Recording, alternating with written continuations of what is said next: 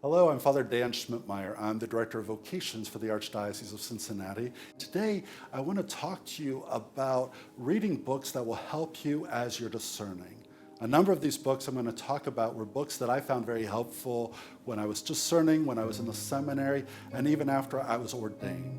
So the first book I want to talk to you about is the book called To Save 1,000 Souls.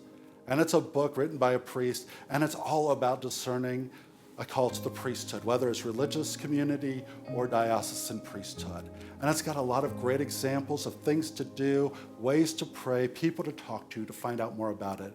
And one of the best things about this book is it's a very easy read. Now, there's a number of other books that I found incredibly helpful over the years. Diary of a Hunted Priest.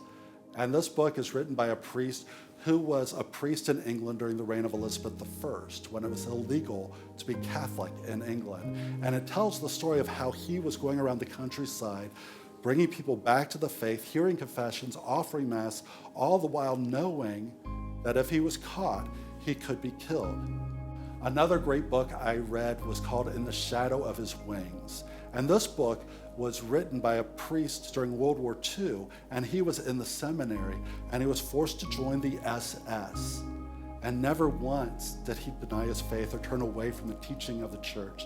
And so this book is incredible to see the miracles that happened in his life. Another great book to read is The Story of a Soul, the autobiography of St. Therese of Lisieux, The Little Flower. There's a wonderful part where she's discerning her vocation, trying to find out who God wants her to be, and she says, "My vocation is love. I have finally found it. I need to love all people."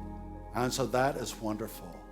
I also found a number of the C.S. Lewis books incredibly helpful, and many people laugh because I'd never heard of the Chronicles of Narnia until I was in the seminary when I was 33 years old. And so that's the first time I read the Chronicles of Narnia.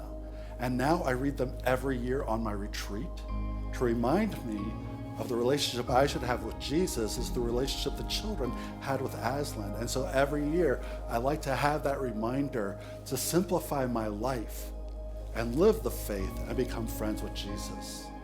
Another great book to read is From Slave to Priest. It's the story of Augustus Tolton, whose cause for sainthood is up right now.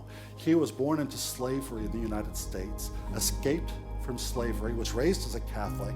Finally, when he was 30 years old, there was finally a seminary that would take him in Rome. He studied to be a priest with the plan that he would be a missionary in Africa. And after he was ordained, they said, "No, you need to be a missionary in the United States." And so it's the story of him coming back to the United States as a priest, as a recognizably African-American priest, and just the incredible things he did.